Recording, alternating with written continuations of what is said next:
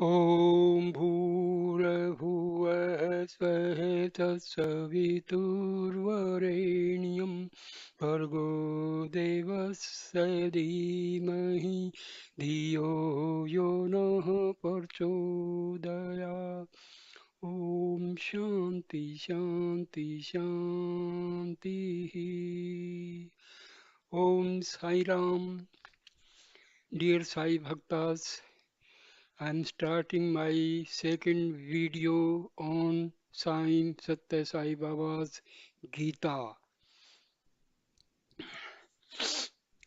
Now I'll start the video with the essence of the Gita. For Western readers who may not be familiar with it, here follows a summary of the traditional Bhagavad Gita as set down by the sage Vyasa. The Gita was given by Krishna to Arjuna just before a great war involving his army with millions of combatants coming from kingdoms scattered all over the Indian subcontinent. In massive encounters that raged daily for 18 days, the forces of good were pitted against the forces of evil. This war proved to be one of the bloodiest of all time. When it was over, only a handful of men survived. In this war, Krishna, who was God incarnate, took the humble role of a charioteer to guide Arjuna and the Pandava brothers to victory. But on the eve of the great war, it looked like the battle was lost before it even started. Arjuna, the foremost warrior on the side of good, had become overwhelmed with doubts. He decided to throw down his bow and not fight. This situation came about after Krishna had driven Arjuna's chariot onto the battlefield between the two armies. There Arjuna saw his beloved grandfather, his teacher, and his kinsman on the opposite side, getting ready to fight and die for their cause. They had allied themselves with the forces of unrighteousness. Filled with a deep dependency, Arjuna said, O Krishna, I cannot fight. I feel overcome by a sense of helplessness. What good is winning this war when it will lead to the destruction of all these kinsmen, teachers, and heroes? I do not know where my duty lies. I beg you to tell me what is right for me. I surrender myself fully to you. I am your disciple. Please teach me. Then the blessed Lord gave him the great wisdom teachings of the Gita. Krishna started the Gita teachings with an admonishment, Arjuna, sake of this faint heartedness, it is not worthy of you. Do not yield to weakness. You have been preparing so long for this battle to preserve righteousness. Even as a man casts off worn out clothes and puts on others which are fresh, so the Atma casts off bodies and enters into others which are new. Bodies are born, and what is born must die. But the eternal Atma is never born, it never dies. Weapons cannot cut it, fire cannot burn it, water cannot wet it, and wind cannot dry it. This Atma is not your perishable body, it is your immortal self, the imperishable self of everyone. Once that is known, then what is there to grieve for? The wise never grieve, neither for the dead nor for the living. I am that Atma Arjuna, I am the supreme Lord of all, residing in the heart of every being. I am the father of this world and also its mother and sustainer. I am the beginning, the middle, and end. Everything is produced out of me. Everything is pervaded by me. No creature can exist without me. Whatever path men travel, it is my path. Whichever way they go, they reach me. Though I am eternally birthless and unchanging, yet I incarnate myself from age to age. Whenever righteousness declines and unrighteousness prevails, I take on a form to protect the good and to destroy evil. Veiled as I am by my inscrutable power of illusion, my Maya, the world does not recognize me, although they do not know me. Arjuna, I know them all. I know their past, present, and future. In truth, I am ever unmanifest and imperishable, but not understanding this transcendental nature of mine, the ignorant regard me as a mere mortal.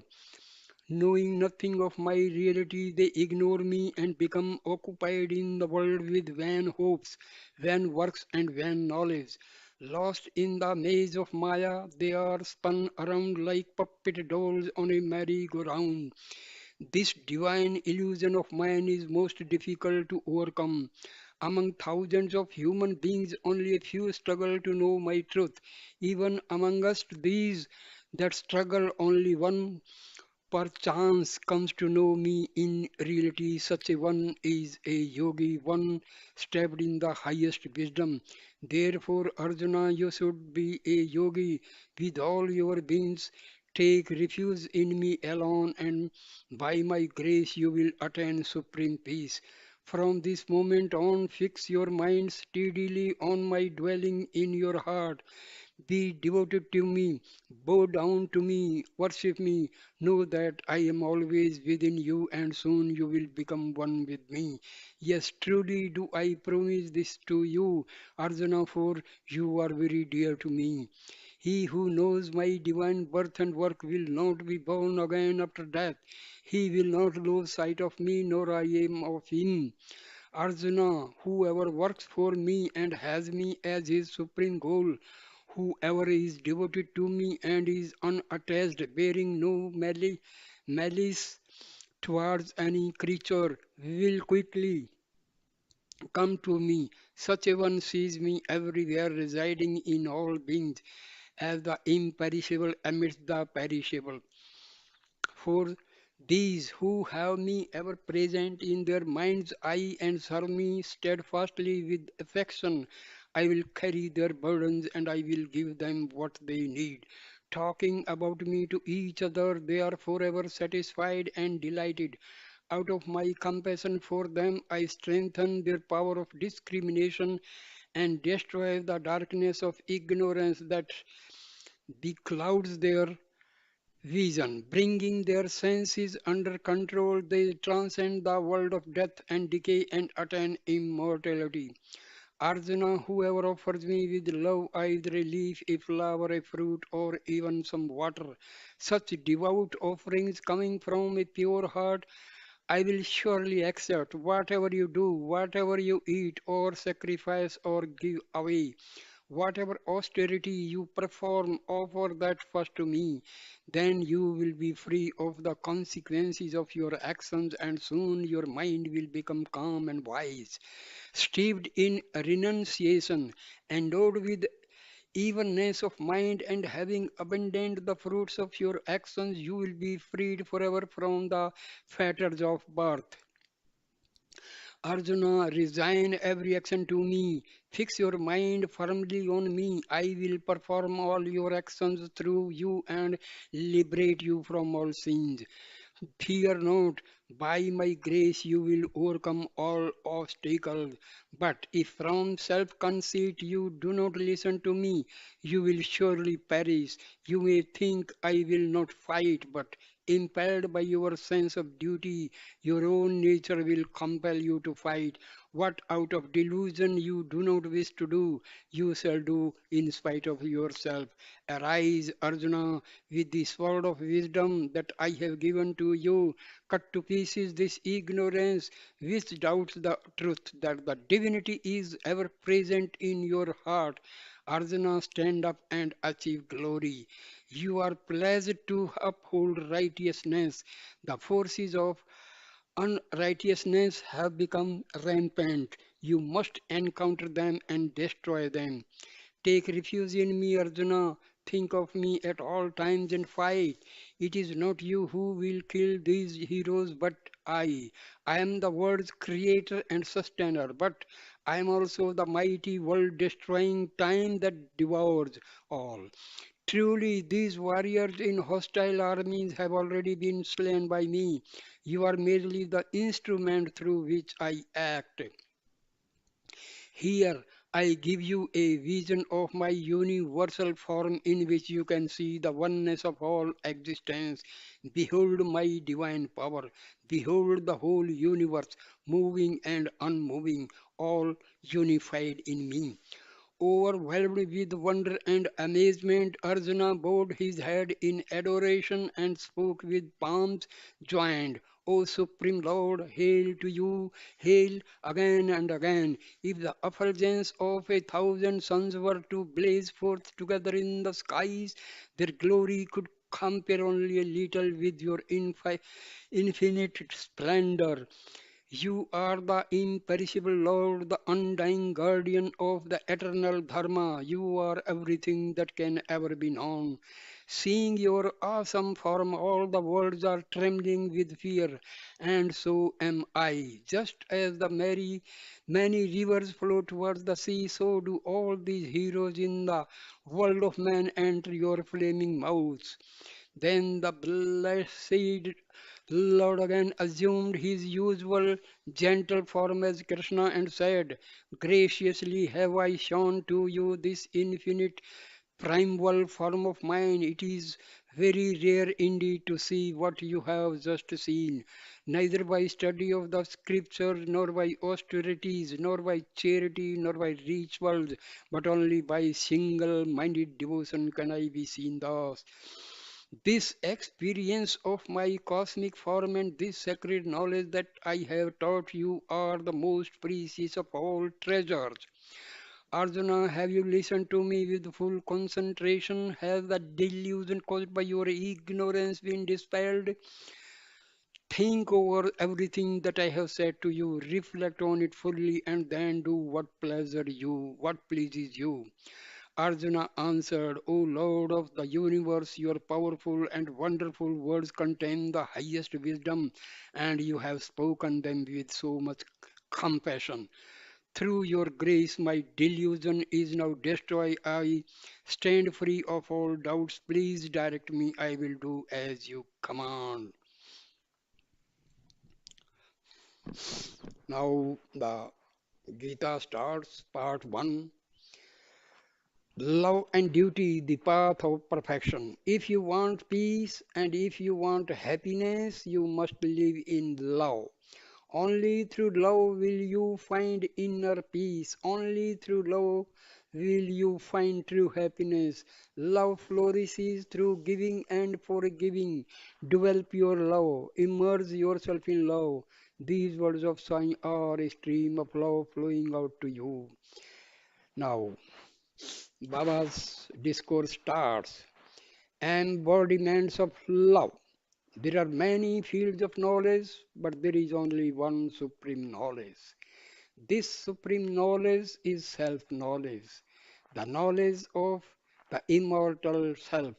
It is the knowledge of your unchanging reality, your true self, that which was never born and which will never die. There are many other types of knowledge.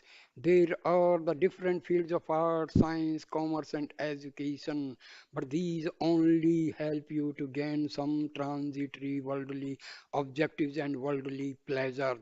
To realize the eternal bliss that is your own true nature, you must have self knowledge. It is the only knowledge that enables you to know the inner peace and the unending joy, which is your own truth, your real identity.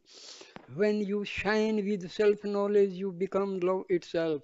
You become pure and completely selfless. Then you will always be in perfect harmony with all existence. Just read down. Dear friends, what is self knowledge? Actually, what is knowledge? We consider the knowledge of science, physics, chemistry, biology, geology, or uh, history, or geography, or economics, or commerce. See, these are the this knowledge is known as secular knowledge. And this knowledge is only for the sake of this body. When this body dies, this secular knowledge also vanishes. Remember this fact, very important fact. But knowledge of the self, knowledge of Atma, knowledge of God, all spiritual knowledge is the actual knowledge. Rest all is information which dies with the body. But the knowledge of self, knowledge of God, this is carried forward in our next birth. If we do not get liberation at least, we will be starting our new birth, new life with a standard, with a level where we are ending our this present life. So remember, dear friends, spiritual knowledge is actually knowledge. Rest all subjects we study in school, colleges, and all, this is only for getting some job, money, etc. And this is completely confined to the body. Remember this. People say, I am PhD, I am this and this is of no use as far as knowledge of the self is concerned. Paramahamsa Ramakrishna was illiterate as far as this secular knowledge is considered. Maharishi Ramana was just ninth standard passed, but see his knowledge, see Ramakrishna Paramahamsa's knowledge. See, knowledge of Atma is the actual knowledge. Otherwise, knowledge of the subjects we study in school, college, this is not actually knowledge. So please try to understand this. People may think I have done post graduation in two subjects, three subjects. I am tech, I am MD. Are Baba, this is okay. But what is your standard as far as spirituality is concerned? That is most important. We are proud of our knowledge, proud of our job, proud of our property. But when we die, what is carried? Nothing of the sort what we have stored in the whole life. But if you do some meditation, contemplation on the self, my dear friend, you are the richest man on earth. Otherwise, your all buildings, factories, firms are of no use as far as this spiritual life is concerned. Please try to understand. So, knowledge of the self is the real knowledge. Rest all knowledge is just for earning money and nothing else. Now, self knowledge is God knowledge, Baba says. Self knowledge is not different from God knowledge. The sacred knowledge of God and the sacred knowledge of the immortal self are one and the same, as I already told. Self, Atma, and God, Paramatma, are not different. God is Atma, Atma is God, so both are inseparable. If you can remember and understand this simple thing, you have got the knowledge. Otherwise, you may be anything. You may be MTech, MD, or so many things. But now, in the field of spirituality, you are zero. Because you talk about your all property and all your job and director general and so chief of the army staff and all, my dear friend, that is only making your ego rich. It is having nothing to your atma. Please try to understand. So they are the one divine wisdom. When you realize the one self everywhere, you become established in unity consciousness. See, this unity consciousness is God is one, Atma is also God, Atma of everybody is God, so everybody is equal. That is the meaning of unity consciousness. Atma of everybody is the same. Nature of Atma of Muslims, Hindus, Christians, Sikhs, everybody is the same, my dear friends. There is no difference in this Atma. So Atma and Paramatma, same, no difference. Then you see only the oneness in all the diversity that is around you. From that moment on, you transcend worldly existence and gain the immortality you have been seeking. Oneness, the word absolute, try to understand. We use the word absolute. Absolute means the truth that is one, and that is God. Truth is one, that is absolute truth, and that is God is one. Atma and God is one, no difference. So the word absolute is derived from this knowledge that there is only one knowledge, one truth, one knowledge, one power in the whole universe. That is God. That is the meaning of unity of consciousness. See, the word consciousness is used for Atman. Please try to understand. Universal consciousness is used for Paramatma, and consciousness is used for Atma. Dear friend, water in the ocean is chemically made of two atoms of hydrogen, one atom of oxygen. Take water from anywhere on this earth or in any other planet. Water means two atoms of hydrogen, one atom of oxygen combined chemically. Same way, Atma is part of Paramatma.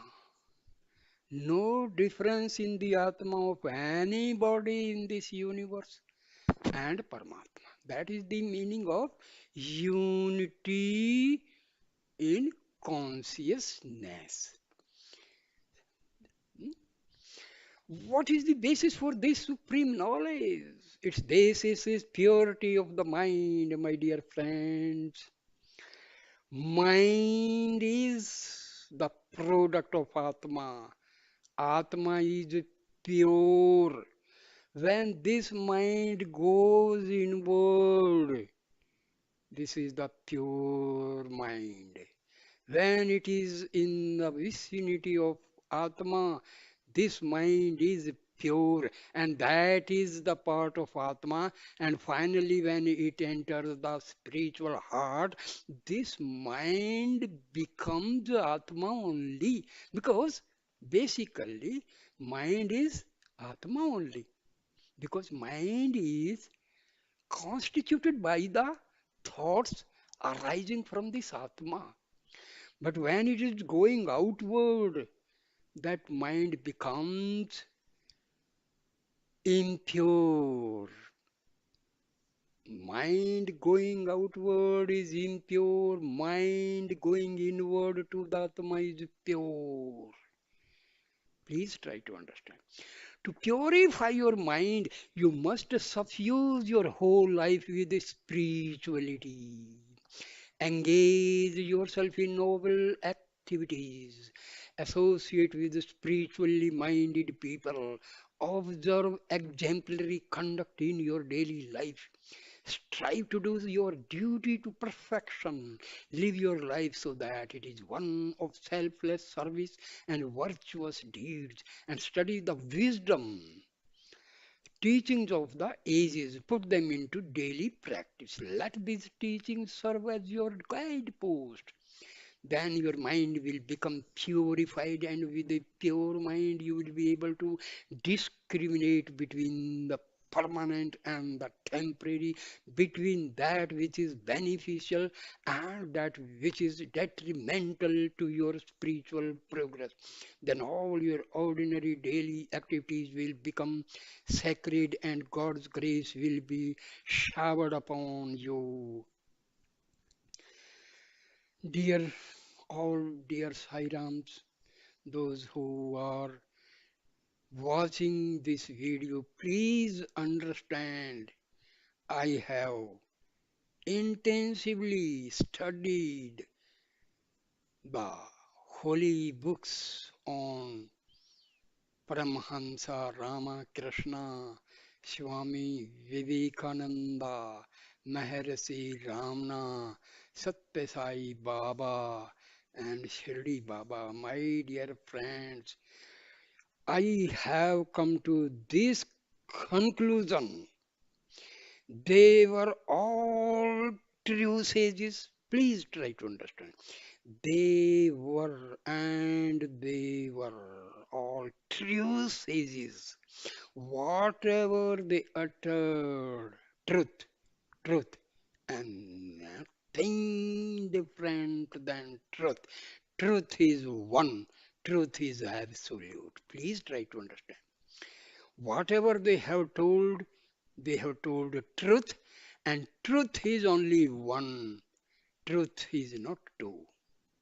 So, you read books of Swami Vivekananda, books of Paramahansa Ramakrishna, books of Maharishi Ramana, or Sathya Sai Baba, dear friends, you will not find any difference. I have read and understood their books, and whatever I am telling you, this is the gist of all the books. Atma and Paramatma same. Atma and Paramatma same, no difference at all. Mind is the creation of Atma. Atma is pure. Atma is part of God. When this mind is away from Atma, it mingles with the world and becomes impure. And this mind and Atma, there is in between one I thought. I am the body thought. That is called ego. Please try to understand.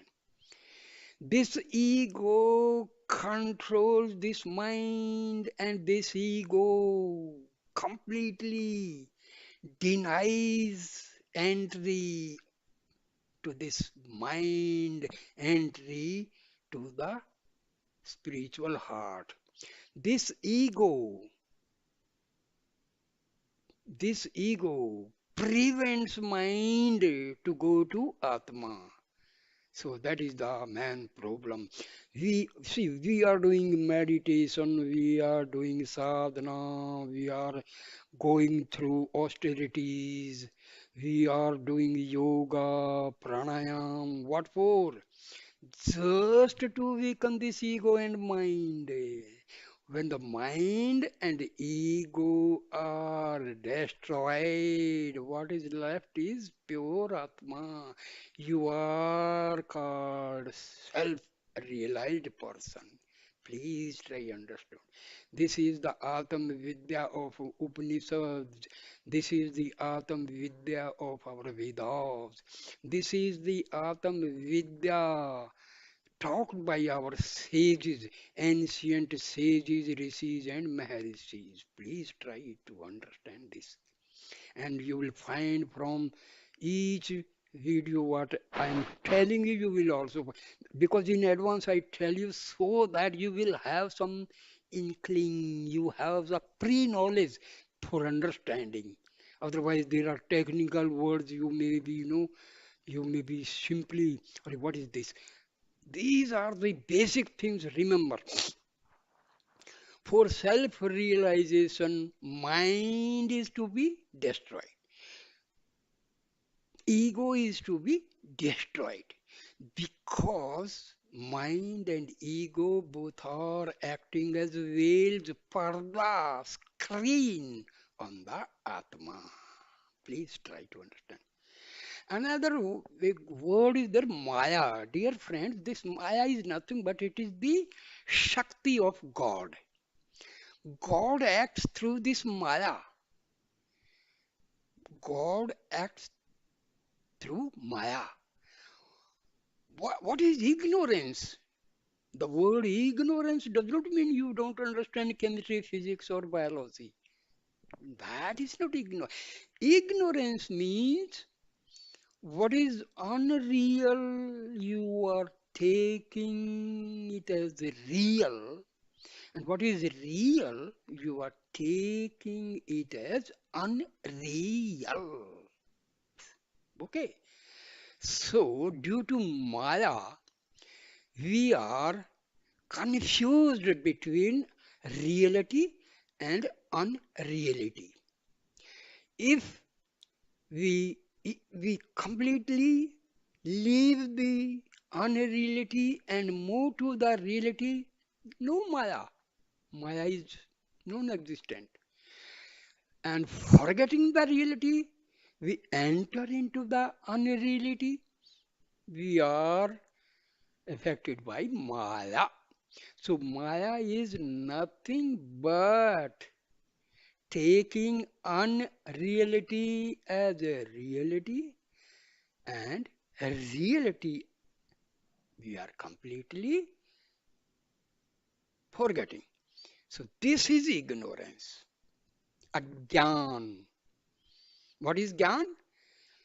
I am Atma. This is Gyan. And I am so and so. I am Peter. I am Salim. I am Ram. I am Krishna. This is Maya. I am the real self. This is other than Maya, the reality. So, okay, now, now you may be highly, please, why I am talking in between? Because this will act as the guide post for you. You will understand the topic easily. You will have a prior knowledge. Now, here. Now you may be highly learned in secular knowledge. All the subjects we study in school, colleges, that is known as secular knowledge. Dear friends, you have watched these videos and experiences of devotees and miracles of Baba. Please try to understand if you want to make Baba happy. Please try to understand his teachings and follow them. Then only you are a Sai Bhakta, you are a true Sai devotee. Please do. Service for the poor, best thing. But the most essential thing Baba wants from us is please follow his, understand his teaching, follow his teachings in the practical life. Otherwise, we are not Sai Bhaktas. We simply presume to be Sai Bhakta. Follow Baba's teachings, understand Baba's teaching, then you are its true Sai devotee. Please try to understand this. Now, you may be highly learned in secular knowledge. You may be a great scholar. You may be a world renowned expert in a number of fields. But all your titles and achievements cannot confer on you real wisdom. What is your real wisdom? Knowing about Atma and God is the actual wisdom. Huh? Discovery of this or that, that is, my dear, secular knowledge, wisdom. See, our intellect. When this intellect is used for the worldly affairs, huh, that is intellect. When the same buddhi, same intellect used for spiritual progress, that is known as wisdom. One is buddhi, the other word is sadbuddhi. Please try to understand. एक sadbuddhi, that is the actual, when our buddhi is moving towards divinity, that is known as wisdom. Please try to understand. To be truly wise and remove the grief from your heart, you must know who you really are. The basic thing I told you. Realize your reality, realize yourself. That is the wisdom. You must realize your immortal self. What is your immortal self? Because Atma is as Janma Azar Amar Atma. Our Atma is never takes birth, never dies. It is not child, young or old, it is ever the same. No difference, no change, no transformation. Atma is same in every situation. It is not affected by the age or religion or place. Atma is beyond time and space. Time and space do not affect Atma. Please try to understand.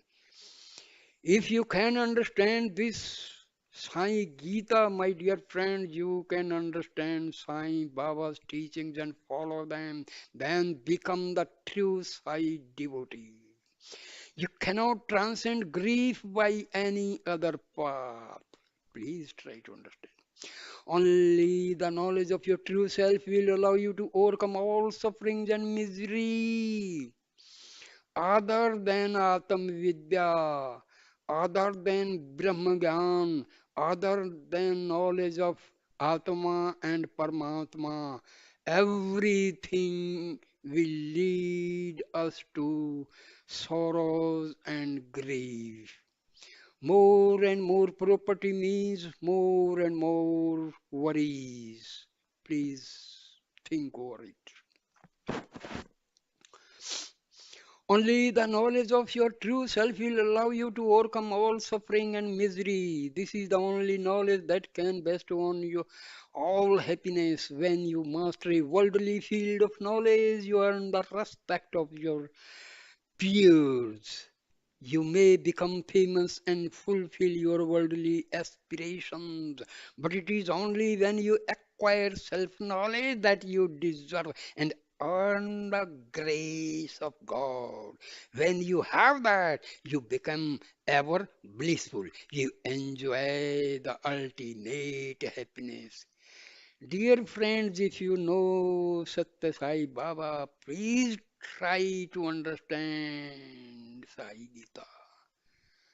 My dear friends, excuse me, sometime I may tell you something bitter. Please, my intention is to tell the real teachings of Sathya Sai Baba. Please excuse me if I say something which it may hurt you, but I have no such intention.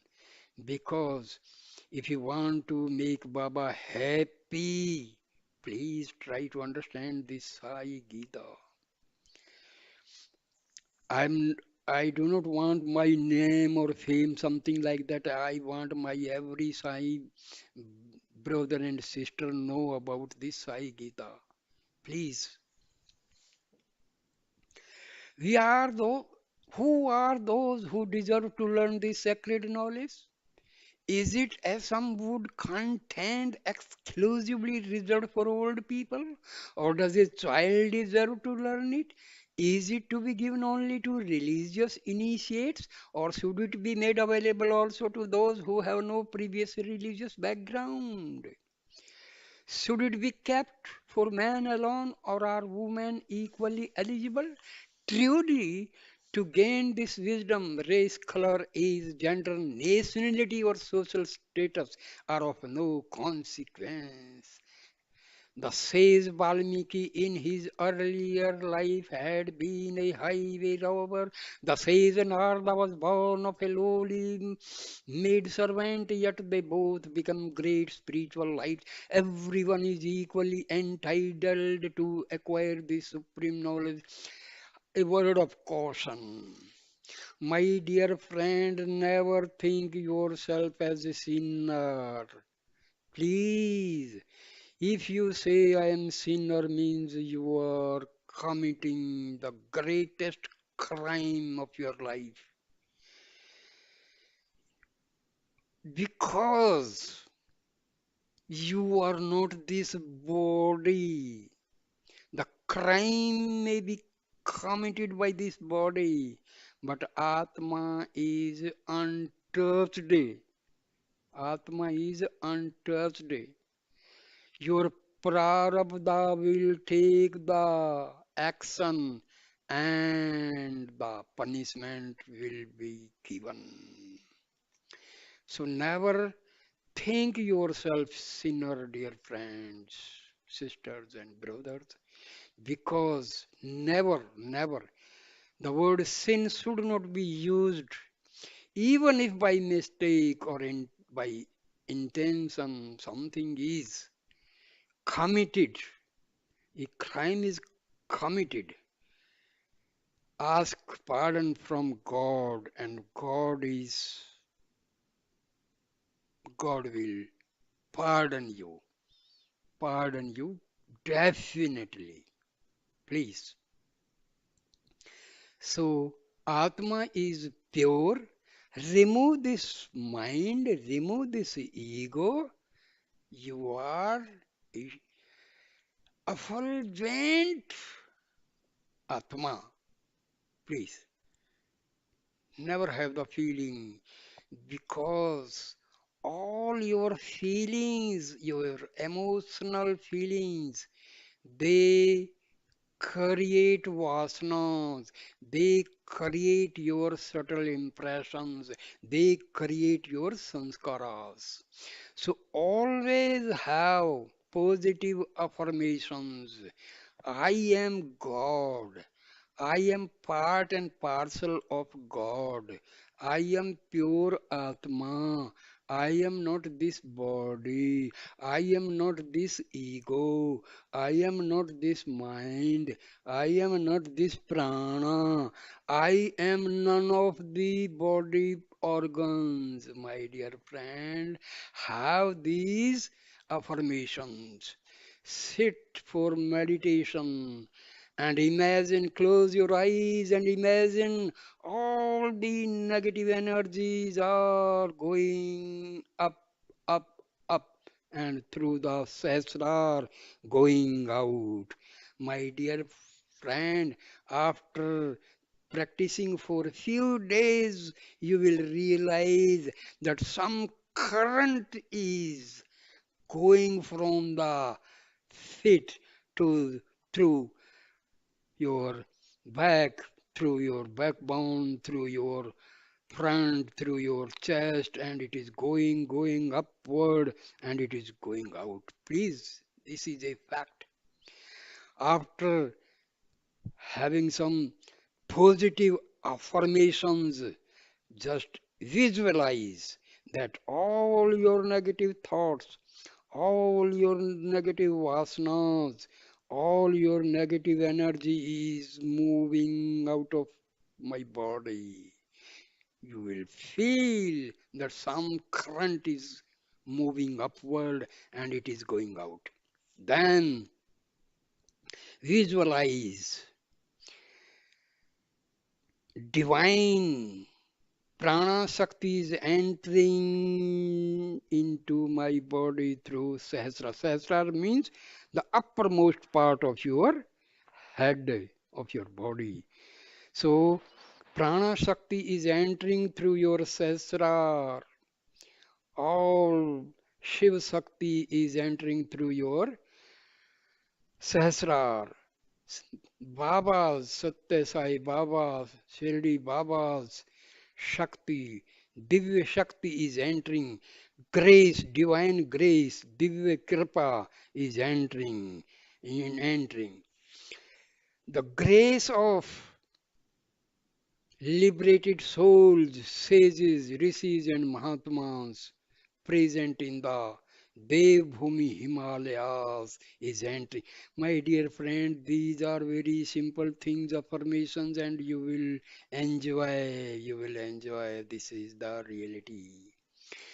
Affirmations, the positive affirmations. Never think you are a sinner. Never think you are a thief. Never think, please, if by mistake or by intention something is committed by you, please ask excuse from God, and God will pardon you. And then all your negative energy will go out, positive energy.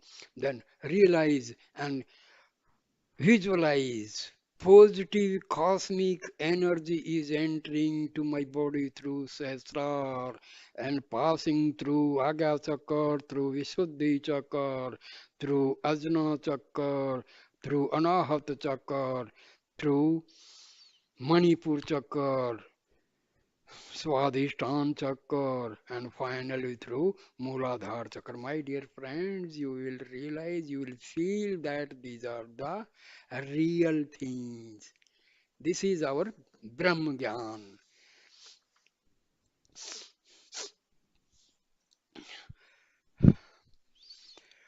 Now, the Lord comes to those who have devotion for Him. He looks at the heart and not at the outer status.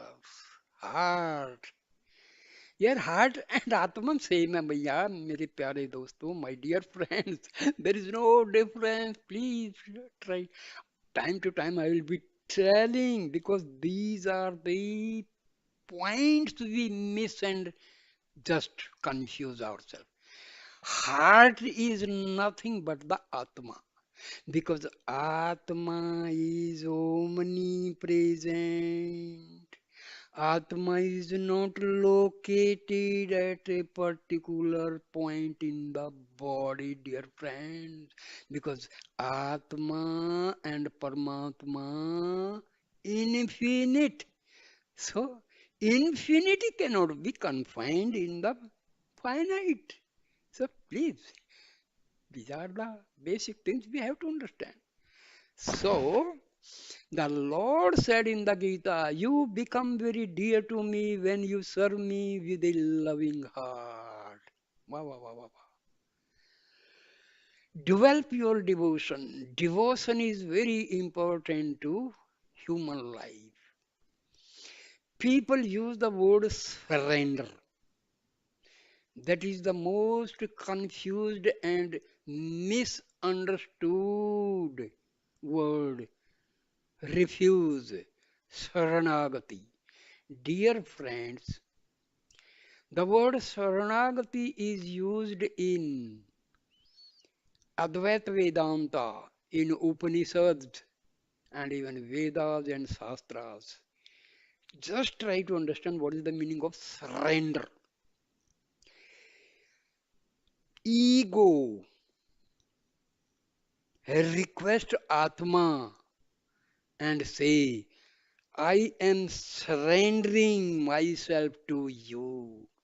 So ego and mind are surrendering to the Atma. This is the actual Saranagati. Because God and Atma same. When you say I means this ego. Ego says I am coming to take refuge at your lotus feet.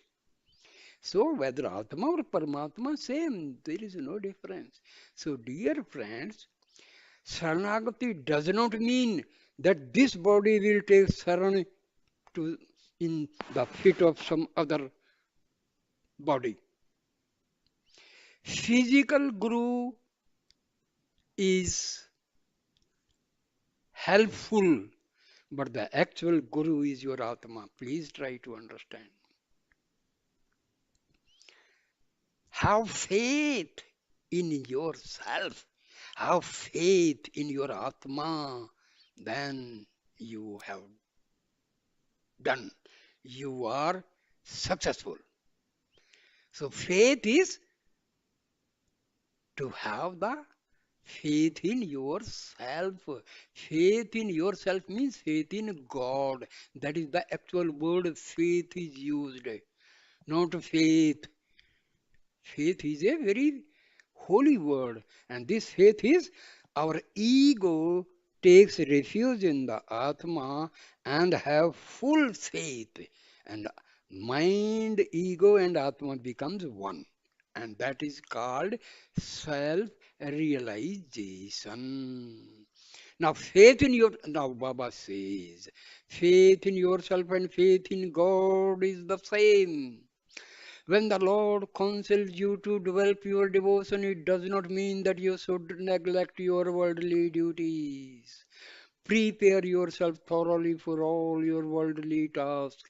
Take great care to properly learn the secular knowledge which you need to discharge your duties. Most importantly, always have faith in yourself, see Baba says. Have faith in yourself, yourself, yourself. Faith that you will be able to fulfill the role for which you have taken human life. Faith in yourself and faith in God is the real secret of greatness. In truth, they are the same. For faith in yourself means having faith in your innate divinity, that is Parampita Parmeswar. Worldly knowledge can give you food and shelter already, I have told you.